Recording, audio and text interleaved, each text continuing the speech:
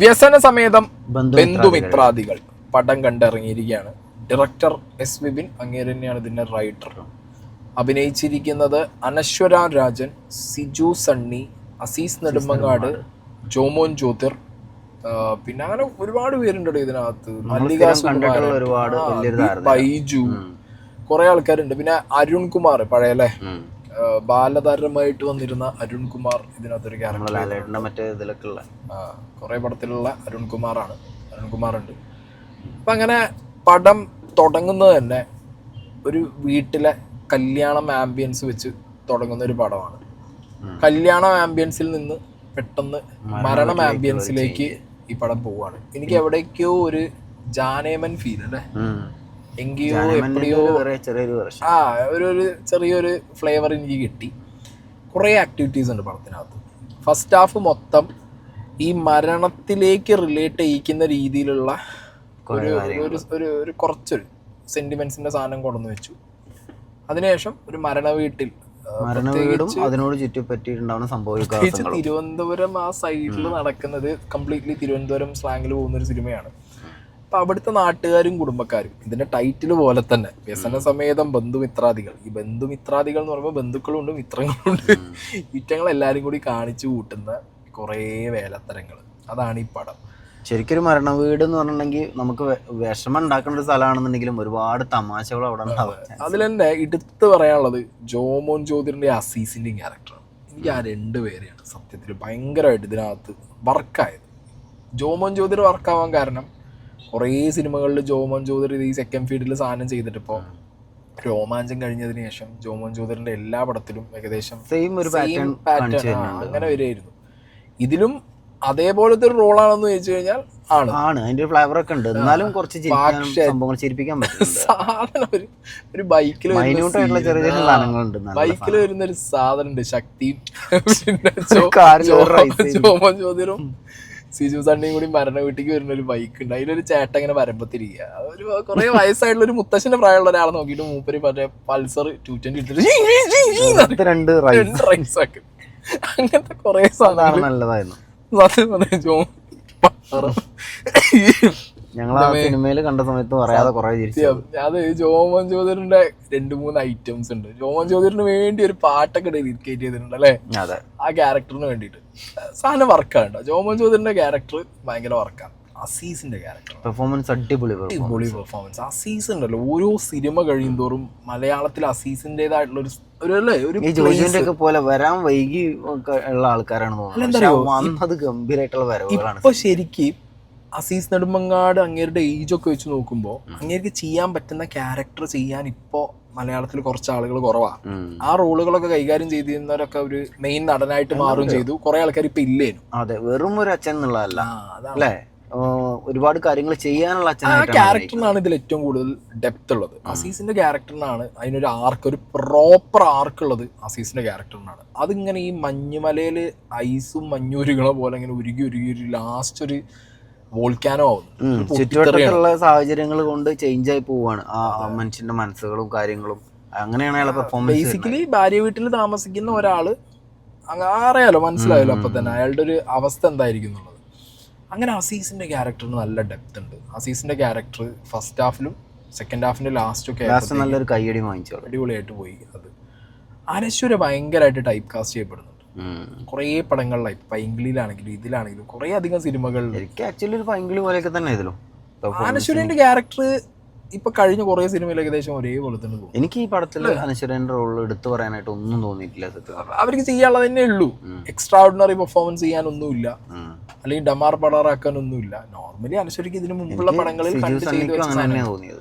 Siju സണ്ണിക്കും same. അതായത് സിജു സണ്ണിയുടെ ക്യാരക്ടറിനെ Jomon ജ്യോതിറിന്റെ character ഓവർഷാഡോ ചെയ്യും. അതാണ് സത്യത്തിൽ ഉണ്ടായത്. സിനിമയിലും അങ്ങനെ തന്നെയാണ്, പെർഫോമൻസിലും അങ്ങനെ തന്നെ ഉണ്ടായത്. സിജു സണ്ണീനെ കംപ്ലീറ്റ്ലി സൈഡ് ആക്കി കളഞ്ഞാണ്. ചെയ്യാനില്ല, കംപ്ലീറ്റ് സാധനം ആര് കൊണ്ടുപോയി, ജോമോൻ ജ്യോതിറിന്റെ ക്യാരക്ടർ ആര് കൊണ്ടുപോയി. ഇതില് ഭയങ്കര കോംപ്ലിക്കേറ്റഡ് സെറ്റപ്പ് ഒന്നുമല്ല. ഒരു മരണം നടന്ന വീട്ടിനകത്ത് നമ്മളെ നാട്ടിലൊക്കെ കണ്ട് വരുന്ന കുറെ സാധനങ്ങളുണ്ട് നാട്ടിൻപുറത്ത് കിട്ടുക.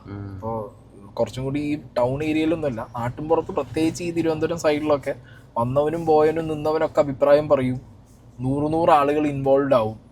ആ മരിച്ച വീട്ടിലെ അവിടുത്തെ മെയിൻ ആയിട്ടുള്ള മക്കൾക്കും ബാക്കിയുള്ള ആളുകൾക്കൊന്നും ഒരു വോയിസും ഉണ്ടാവില്ല. പിന്നെ ഈ മരണം കൺട്രോൾ ചെയ്യാൻ വേണ്ടിയിട്ട് കരക്കാരും നാട്ടുകാരും പിന്നെ നമ്മളവിടെയൊക്കെ ഈ കരയോഗം അങ്ങനത്തെ സാധനങ്ങളൊന്നും ഇല്ലാത്തതുകൊണ്ട് നമുക്കൊന്നും അങ്ങനത്തെ ഇതൊന്നുമില്ല. ഇനിയിപ്പോ ചില നാട്ടുകളിലൊക്കെ അങ്ങനെ ഉണ്ടോന്നും അറിയില്ല. കരയോഗം ഒരു ടീം, പഞ്ചായത്ത് വേറൊരു ടീം, ഇതിങ്ങനെ ആയിട്ട് പക്ഷെ ആലോചിച്ചിട്ട് ഇത്രയൊക്കെ വേറെ ആൾക്കാർക്ക് ഇൻവോൾവ് ചെയ്യാൻ പറ്റും. അത് എനിക്ക് എക്സ്പീരിയൻസ് ഉണ്ട്. കാരണം എന്റെ മുത്തശ്ശൻ മരിച്ച സമയത്ത് എവിടുന്നൊന്നില്ലാതെ മറ്റേ ആള് വന്നിട്ട് ശശി വന്ന് ഭയങ്കര ആളാവൽ ചെയ്യുന്ന ആളായിരുന്നത്.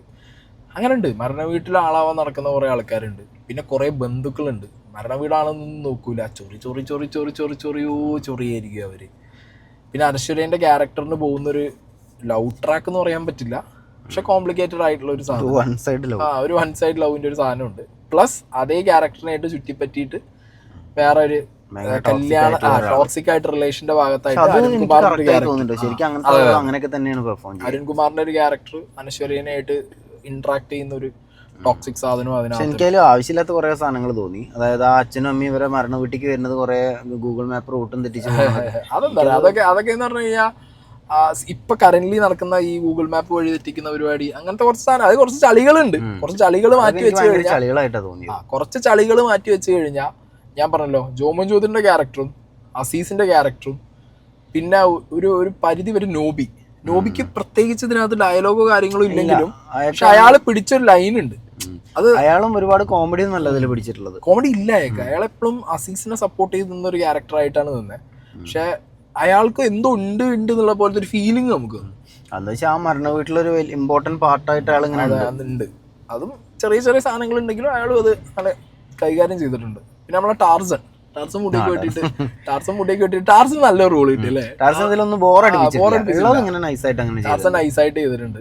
ഭയങ്കരമായിട്ട് പെർഫോം ചെയ്യാനുള്ള സാധനങ്ങൾ. പിന്നെ നമ്മളെ സൂപ്പർ ഹീറോ ആരോമിലുണ്ട് ഇതിനകത്ത്. അതായത് ഞാൻ പറഞ്ഞു ഒരു ജയജയഹേന്റെ വൈബ്, ഇത് പറഞ്ഞിട്ട് ആ ടീമന്നെ ജാനേമൻ വൈബ് എവിടേക്കോ അങ്ങനെ അതിനെ പോലൊന്നും എനിക്ക് തോന്നിയില്ല. Janeman was like flat out കോമഡിയാ. ഇത് കുറച്ചൊരു ഡാർക്ക് ഹ്യൂമർ പോലത്തെ സാധനങ്ങൾ കുറെ എണ്ണം അതിനകത്തുണ്ട്. പിന്നെ ഇതില് ഒരു വെള്ളം വീടിന് മറ്റേ പണിക്ക് വരൂലടി, ജട്ടർ വെച്ച് വെള്ളം അടിക്കുന്ന 2 ചേട്ടന്മാരുണ്ട്. നമ്മളെ കോമഡി പ്രോഗ്രാംസിലൊക്കെ കാണുന്ന ആള്. അത് ജോമൻ ചോദരി കഴിഞ്ഞാൽ പിന്നെ ഏറ്റവും ആണെങ്കിലേ ഒരാള് പറയണത് കള്ളാണെന്ന് അയക്കാൻ അറിയാം, പക്ഷെ വളരെ സീരിയസ് ആയിട്ടാണ് സംസാരിക്കുന്നത്. കേൾക്കുന്ന ആളത് എടുക്കുന്ന ആള് ഭയങ്കര ആരാന്നറിയില്ല. വെള്ളടിച്ച ചെങ്ങായി, ആ ചെങ്ങാതി ഒരുപാട് പരിപാടി മറ്റാളുണ്ട്. ഈ പേരിൽ ഒരാള് കുറെ ഷോസിലൊക്കെ ഉണ്ട്. അത് ഭയങ്കര രസമായിട്ട് മറ്റേ പേടിക്കുന്ന ആള് ഭയങ്കര വെച്ച് വെള്ളടിച്ച ചെങ്ങായി ആരാന്നൊരു പിടുത്തമില്ല. അറിയെങ്കിൽ നിങ്ങൾ കമന്റ് ബോക്സിലുള്ള മൂപ്പരെ പേര്.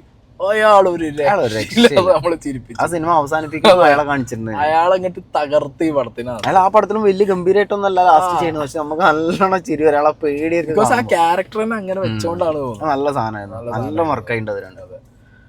അപ്പൊ അങ്ങനെ പടം ഒരു എന്താ പറയാ, എനിക്കൊരു ഡീസന്റ് വാച്ച് അല്ലെ, വെരി നോർമൽ ആയിട്ടുള്ള ഒരു പടം. ഒട്ടും മുഷിപ്പിക്കാതെ വെറുപ്പിക്കാതെ വളരെ നോർമലായിട്ട് നമുക്ക് എന്ത് ചെയ്യാം, ഒരു 2 മണിക്കൂർ കയറിയിട്ട് ഈസി ആയിട്ട് കണ്ടിരിക്കാൻ പറ്റുന്ന ഒരു കുട്ടിപ്പടം. അതാണ് ഒരു ഭയങ്കരമായ പടം എന്നില്ല, ഒരു കുട്ടിപ്പടം, നോർമൽ പടം. എന്താണെങ്കിലും കയറി കണ്ടോ.